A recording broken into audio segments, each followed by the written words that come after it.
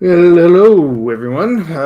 This is a little bit earlier than usual, and I'd like to try and get into the habit of this. Well, hello, And everyone. This is a got little my bit earlier phone than on a little usual. bit loud here, so there is about a 20-second delay.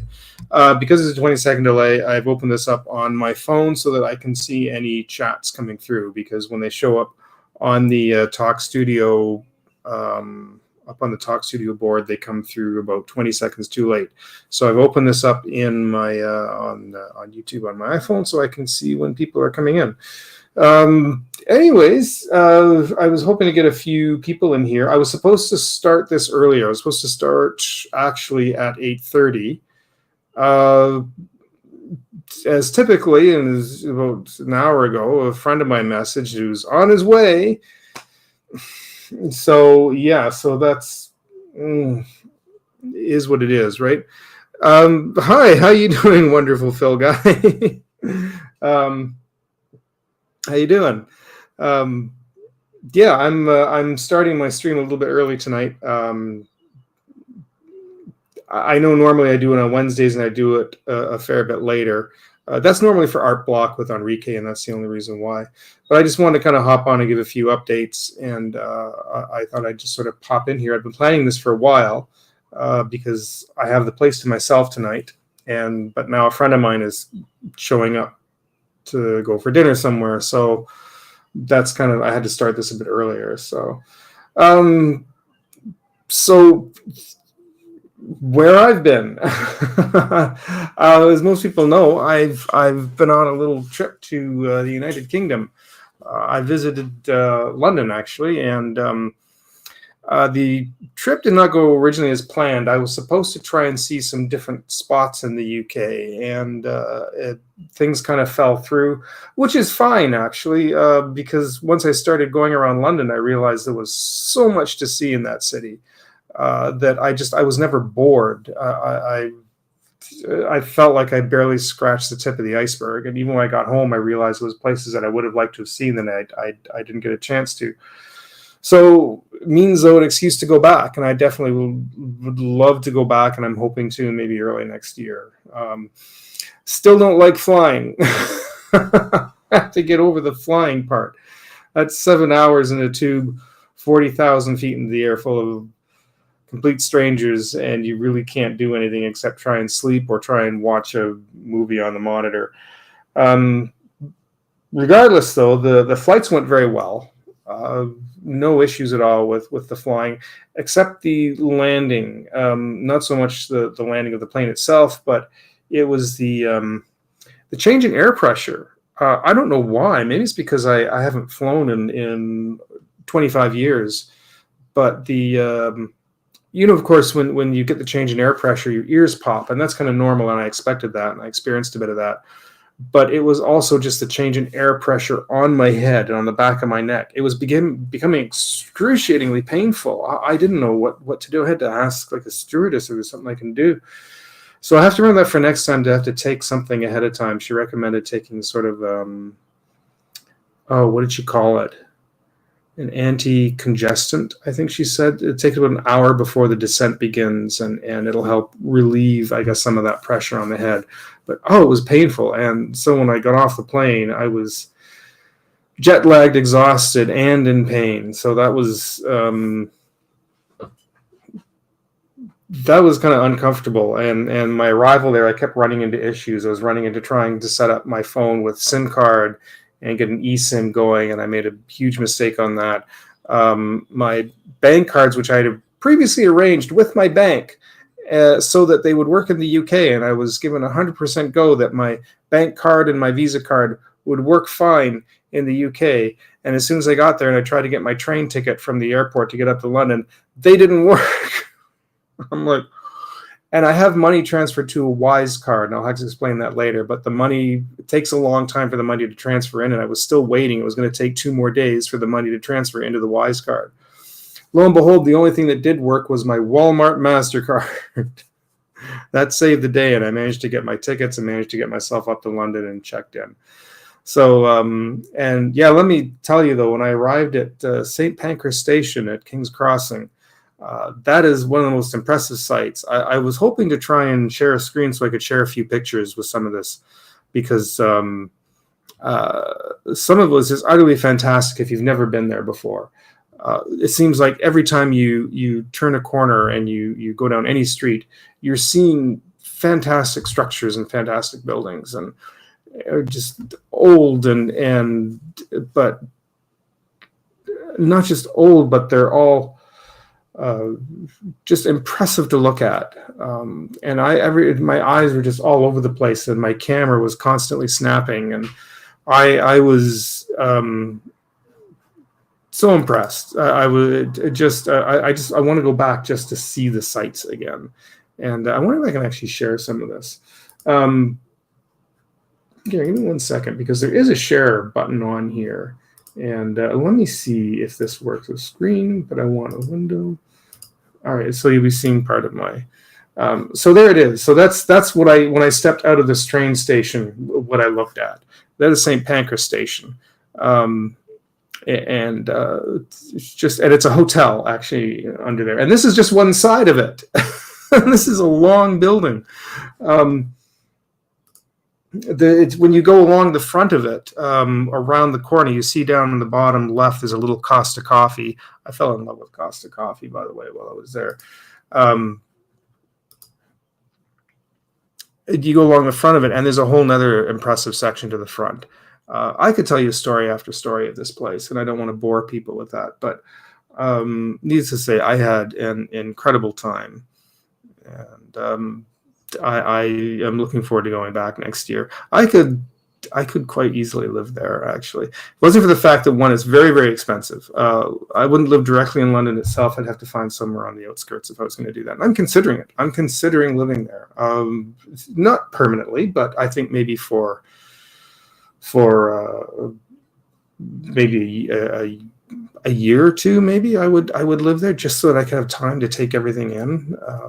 I'd have to figure out how to do that. I'd probably have to go on an ancestry visa, but it's extremely expensive to go through that process. I do have all my relatives, excuse me, all my relatives, my aunts, my uncle, or all my grandparents all came over from the UK. Most of them from the London area. On my mom's side, one came over from Scotland.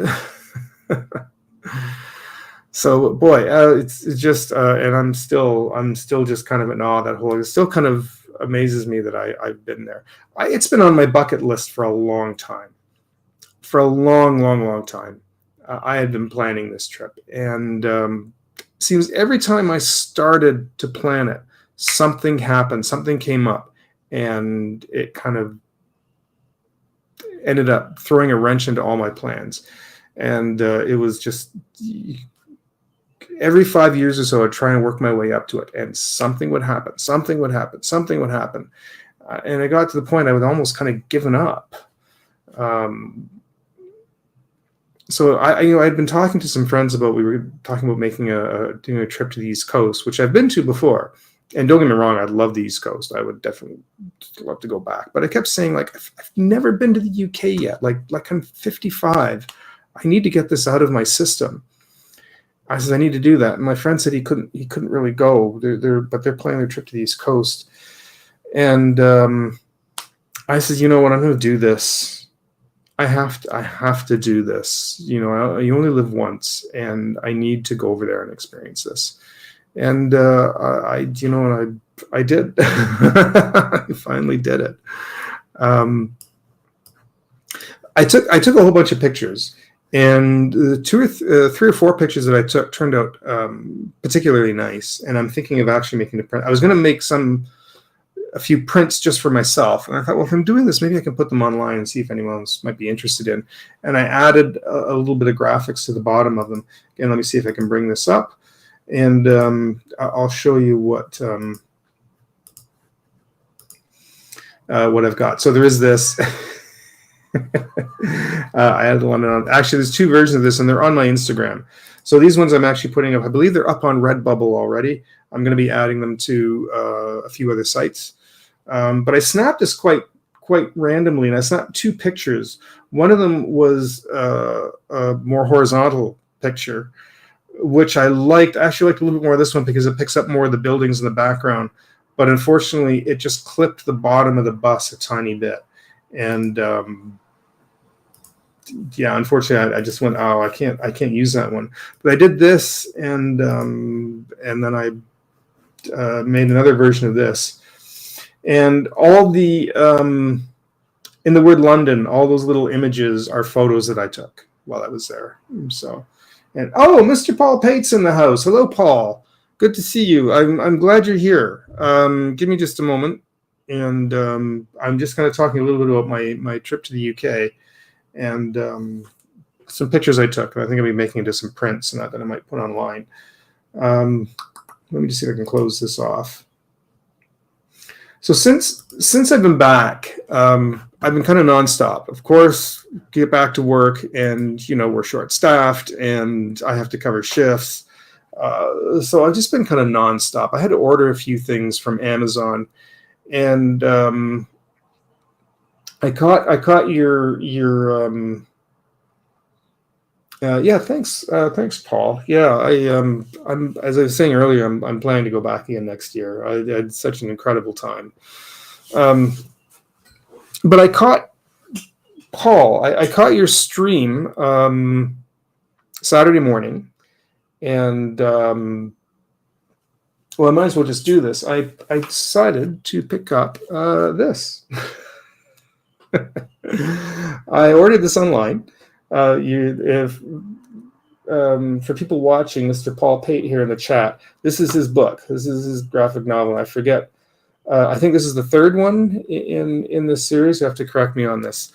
So it just arrived yesterday, and it's 200 pages. And been watching Paul on his live streams, going through the whole process of illustrating this book.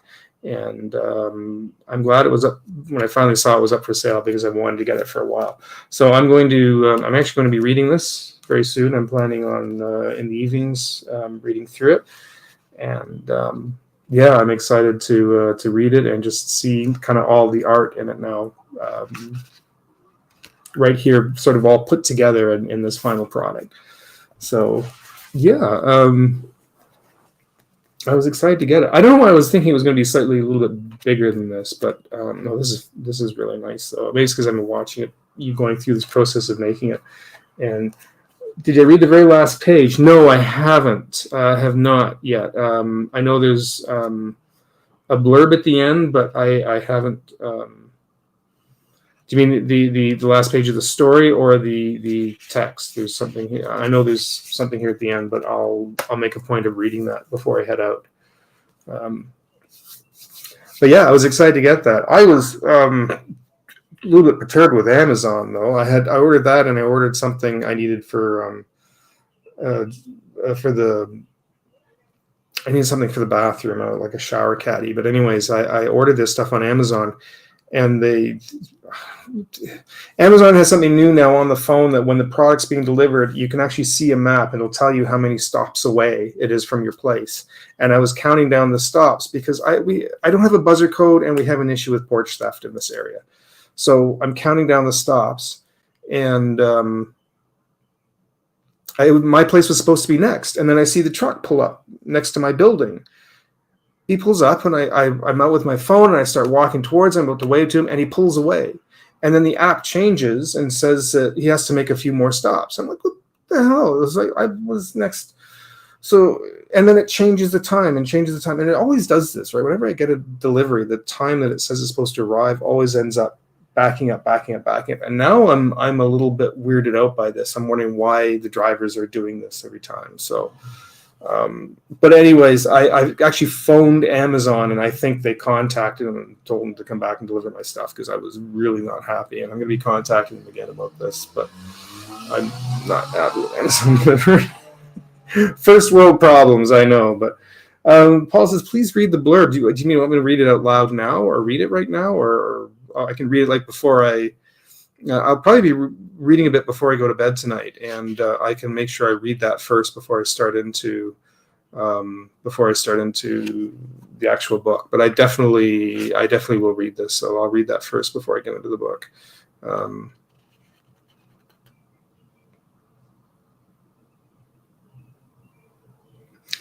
But yeah, I definitely will actually go through it. So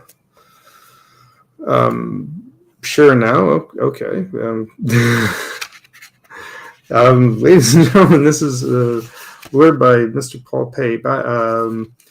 Back in I'm terrible for reading out loud, by the way. I'm really awful for that.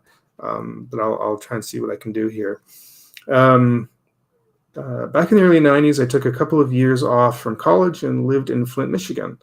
One of my roommates had a comic book collection. It was mostly Marvel, superhero stuff, lots of capes and tights.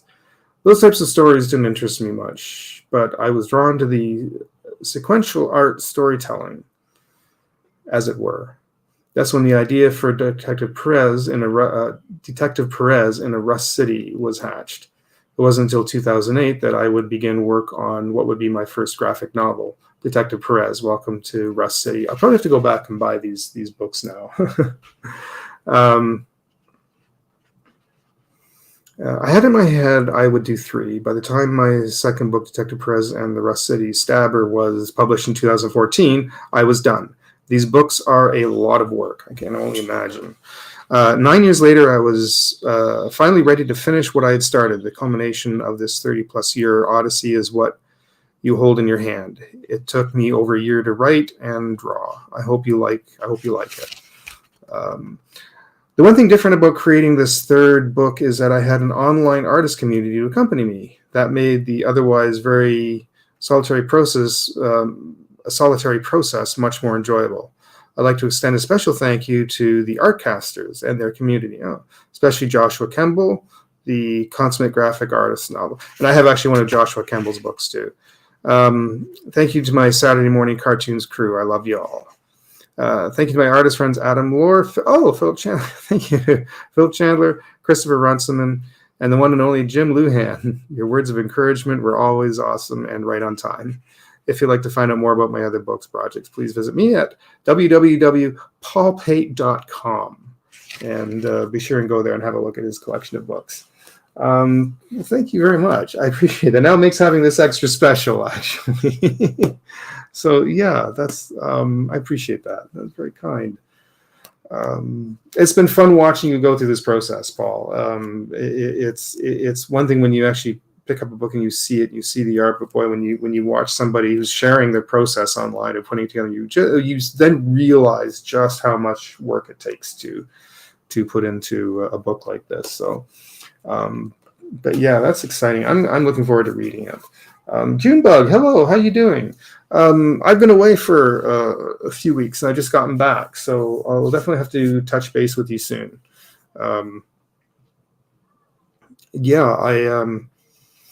I've been I've been overseas, so that was kind of, I sort of intended originally to talk a little bit about my UK trip, but I didn't. I kind of want to go into too much of an exposition about kind of, I went and saw this, I went and saw this. It was a vacation. I saw some really impressive things, but I am seriously considering possibly living there for a year or two, if I can pull that together. It's a long process and it's an expensive process, but I'd really love to do it. I'd really actually love to be there. As I said, London's very expensive. I don't know if I'd live right in London, but I'd probably live on the outskirts or somewhere near it where I had access to it. I don't know. I could also live up north too. I have extended family up near Wolverhampton. So I don't know. We'll see. But I really could see myself living there. I couldn't do it permanently, but I would definitely like to do that for a while. One thing about London, as I said, I loved it. Their subway service, the Tube, is incredibly extensive. Well, you can get anywhere on the transit. I was really impressed with that, and I like the fact that I didn't need an Oyster card either. You don't need to get one of those. You can just tap your credit card, and after 3 trips, it'll stop charging you. I think it actually reaches like £8 or something like £8.50. It reaches a certain amount, and it won't charge you anymore. Don't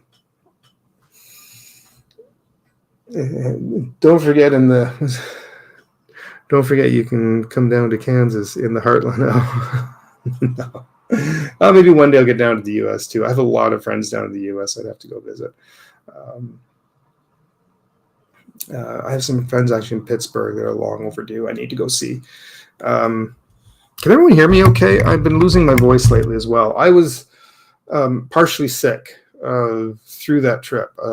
Just I think because it was jet lagged. The one Sunday I actually had to take and not do anything. I had to sleep on the one Sunday just to kind of let my body recuperate and catch up. And I was glad I did that because I think I would have been fighting myself for the rest of the trip. But because I took that one day, it helped me kind of reinvigorate myself, and then I was able to actually go do a lot of things. Is expensive. Things are either really expensive or not at all. Like the point of being a lot of things completely free. So if you ever plan on doing a trip like this to the United Kingdom, do a little bit of research ahead of time and find out like what's affordable and what's not. Because as far as like for the Canadian dollar, every time I saw a number, like a price on something, I had to double it because one Canadian dollar is only 50p. So 50 pence. So it's like every 1 pound is like $2 Canadian. So, sure, you can go in and find a cheap breakfast for like nine pounds. That's like $18 for me. So, or almost that anyways, but it was, so in that respect, it gets expensive. So that's why I stayed in actually very cheap motels, little cheap motels. Although the ones I were in, although they were very like low budget motels, they were still nice. They were still very clean, just very small, cramped rooms, really tight, cramped bathrooms, but really clean, really good staff that were there. And it was just a place to sleep, put my bags down, and then I would just go and explore the city. So in that respect, it was perfect. And I stayed at a couple of hotels. I then stayed in a hostel the last night, which sounds kind of an odd thing to do, but it was inexpensive, but B, the hostel I stayed in was actually a really nice hostel. I had a great room that had facilities like free laundry facilities, and I was I was kind of set. Like it was a good way to actually kind of save some money by doing that. So. In hotels, but definitely no Bob's Country Inn. yeah. They look like 70s dorms is what they look like. They were really old. When you go to the bathrooms were small, and the tank part was actually up higher on the wall. It was really very odd, but again, the place was spotless. Everything worked. There was no issues, and for that, I was more than happy. I don't need the bells and whistles. I didn't need the continental breakfast because I knew I wanted to go out and buy some food somewhere. Oh, listen, if you ever do visit, you go to St. Pancras Station, which is the main central station where all the trains, subway, everything connects, which is where I showed that picture earlier. Beautiful building. Right out front, they have all these booths set up in the morning, lots of booths that all sell like fresh baked pastries. Just evil. Oh, so good. There was something I tried, I fell in love with, and I know it'd be very hard to find in North America, and I don't know how to pronounce it. Pain au raisin. It sort of translates into raisin bread. It looks like raisins of pain, but it.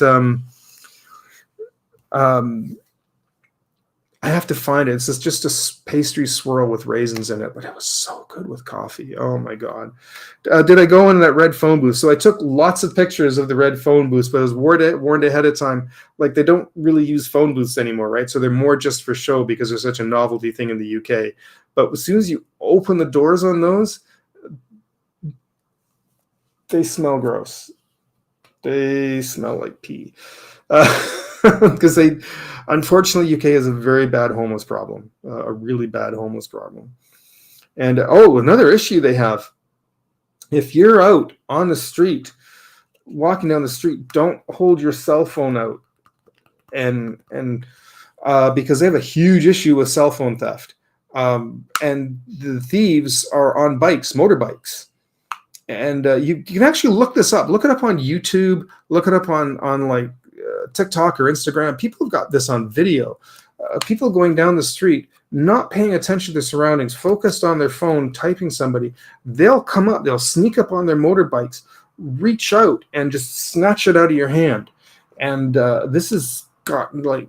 Apparently, this is out of control in the UK. Like, people are really complaining a lot. The police are like dumbfounded. They don't know what to do, but they're telling you, don't walk out on the street with your cell phone out like this. Keep it.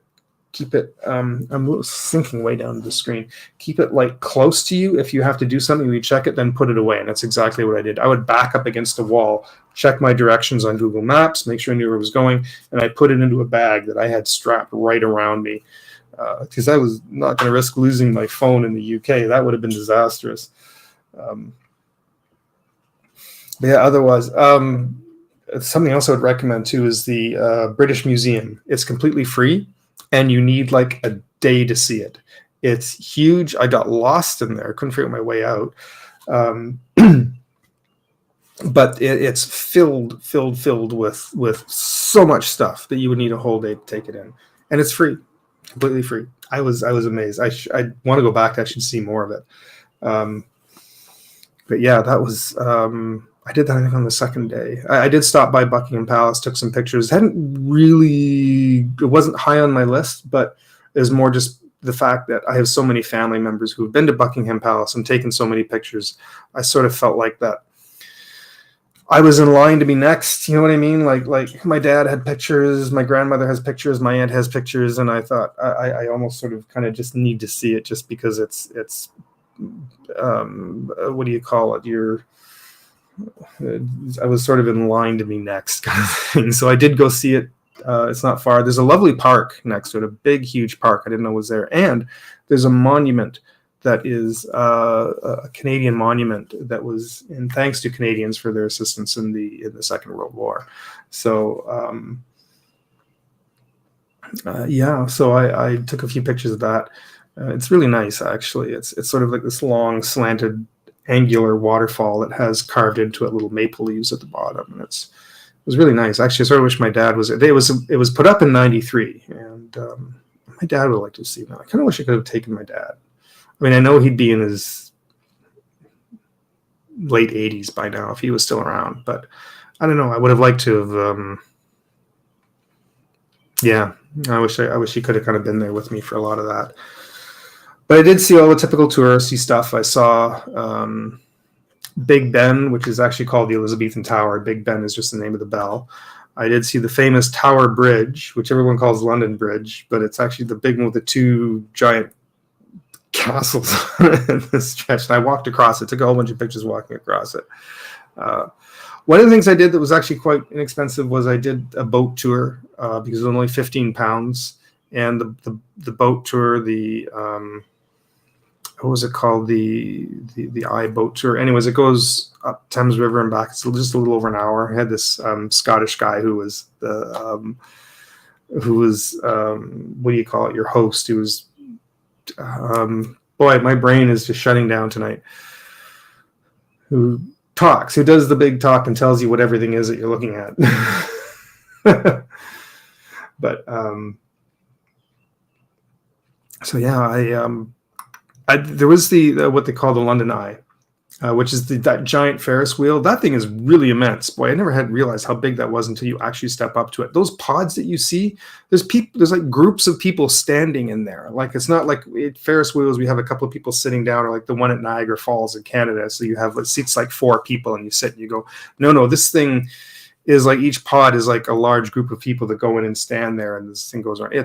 And it was also £55, which meant that if I wanted to go on, it would have been $110. So it was like, I'm not going to do that. I don't need to do that. There's lots of other things I can do. I hope you stayed out of the Tower of London. Yeah, no, it was expensive actually to go in and see it. I took lots of pictures of it though. I also wanted to go see what they call Sky Garden. There's a building that looks like a weird block shape that kind of widens and angles a little bit. And apparently it's this fantastic view, and apparently it's free. However, you have to book it ahead of time. So I thought, okay, I'll see if I can try and book a spot. It's booked for like the next 3 weeks solid. Like, there was no way I was going to get up that. I was so angry. I thought, son of a bitch. But anyways, again, another excuse to go back. So the whole, everywhere you went just smelled of fresh sea air. Like, the whole air just smells differently there, because obviously UK is just an island in a sense. But I don't know, it just always smelled this sort of fresh sea air that you could smell when you're there. but yeah, that. Anyways, I'm kind of doing the very thing I said I wasn't going to do. I'm just gonna talk about your vacation trip, and I was going to bring up some pictures, and I don't know if it's actually kind of really worth doing that. I mean, it's England, right? I'm sure if people are watching haven't been there already, it's easy to find pictures of it. And what I've got was nothing uniquely particularly special, um, but I do recommend though visiting Europe. I say if you've been on the North American continent and you haven't been over there in your life yet, it's really something to take some time to see if you can save up for it and go. There's something, while you find lots of similarities in the people, there's also lots that's very different. And I have to say, I miss the accents. I could just listen to people talk all day. It's funny, they say that Americans are boisterous. Listen, there is nothing like a Cockney Brit who is like sounding off about something. That's so. The first day I was there, I was sitting outside in that little area that I was mentioning earlier, where they have all the pastries and everything, and I was sitting on a ledge.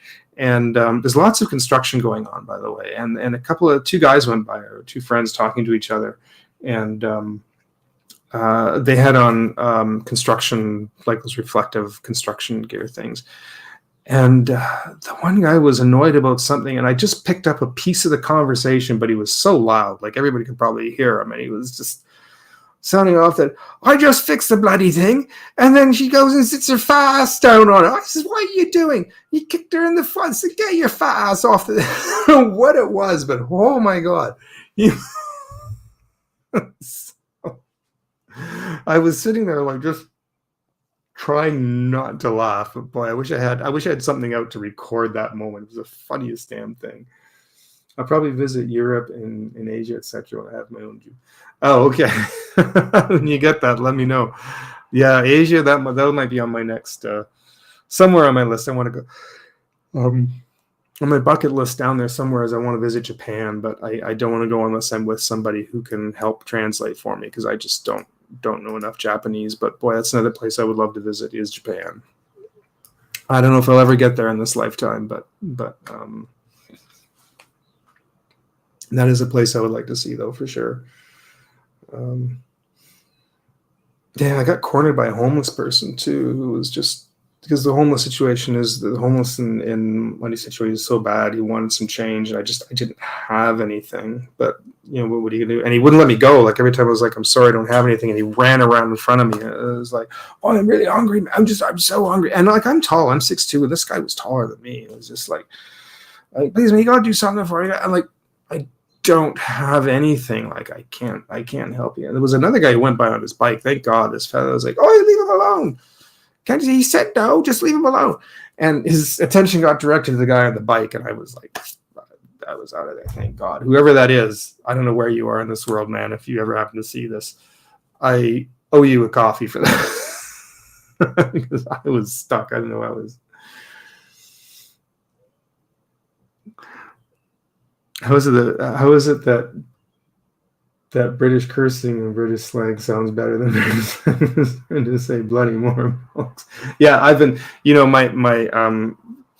there's a lot of British influence through my family, so I was already used to a lot of those terms. My mother always said bloody this and bloody that, and my mother didn't speak with an accent. See, her mother spoke with a British accent, I believe.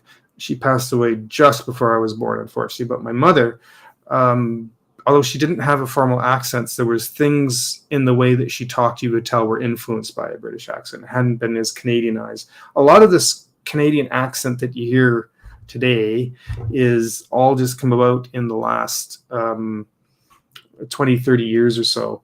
But my mother, the way my mother spoke was a more refined English.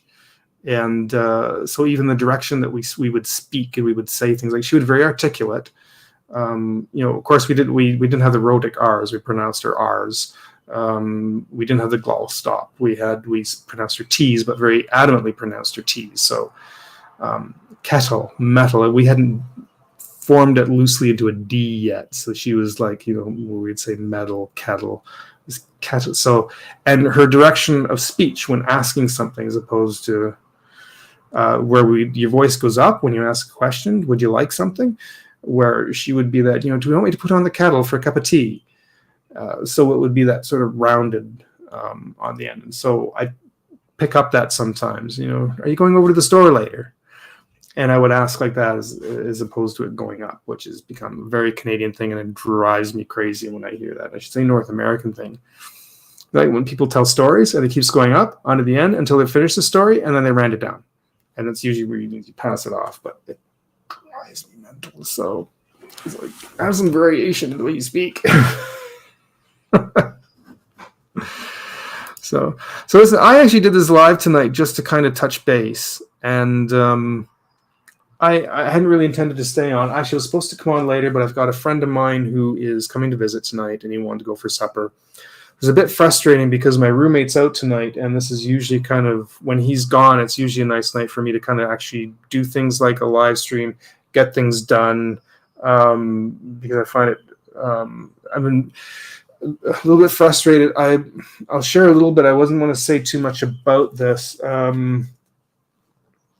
That's interesting about a Kansas accent is that our accent is just a generic. We don't really have any special words or have any specialty words. Yeah, I guess it's kind of Canadians are just more noted for out and about. Most British people said, they think you sound American. Say, no, I'm Canadian. Oh, Canadian, eh?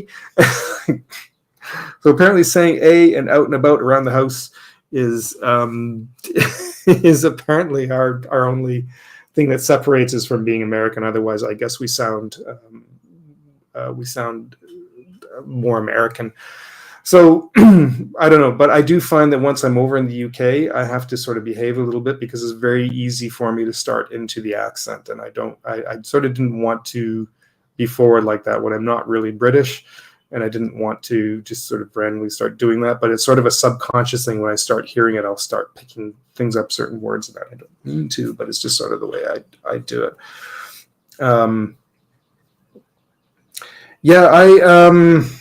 I'm not sure what's going to be happening over the next few months, a few weeks rather. I was supposed to try and get some work done this week, and I got called into work. I felt like I just was like right back into the rat race again. I was called into work, so I figured tonight I would try and get some things done because my roommate is actually out, and now my friend's showing up, and once again the house is going to sit empty. Jim's at work, and I'm not here, and nothing's getting done, and I'm getting frustrated. I'm getting quite already right back into my frustration of the issues that I was running into. See, my roommate that lives here works at the same job than I do. And the whole point when he got started is I thought he would work the nights that I'm off. Well, no, my boss ended up putting us on the exact same nights. So when he's home, I'm home. When I'm at work, he's at work. And it's frustrating. When he's here, he likes to play his music. He comes out and gets his tea. He ends up coming out and talking a lot. And it's very frustrating. And I don't want to sound mean about this. I really don't, because it really means well. But I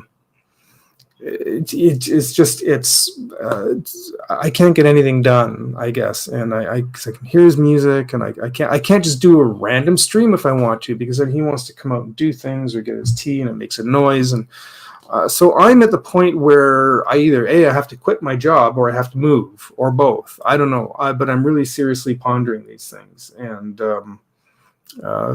but right now I've racked up my credit cards from this trip, and I need to start to pay those off. I'm not in any kind of like deep serious debt. It'll be fine. They'll be paid off before the end of the year. In fact, I'm going to Montreal in October again, so for a few days. So I'm not too concerned. But I had always said Canada is our friendly neighbors to the north. Yeah, that's true. I guess was it Robin Williams who said we were like the more interesting, quieter party upstairs. Something to that degree. I have to find his quote.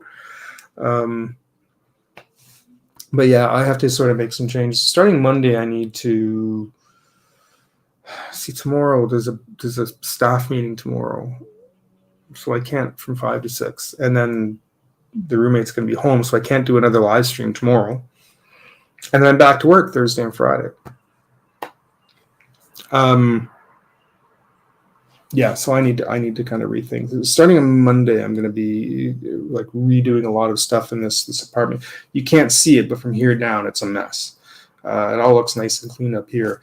It's not in here. It's really, I've got too much crap. It's still got that couch I got to get rid of. So some changes coming up, and then once I do, I want to start. I've had this idea for a live stream program I wanted to do on Saturday afternoons, and I haven't been able to do that. So that's going to be coming up. I guess. I mean, we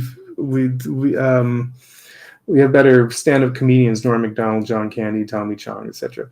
I know we have a lot of unique people, but I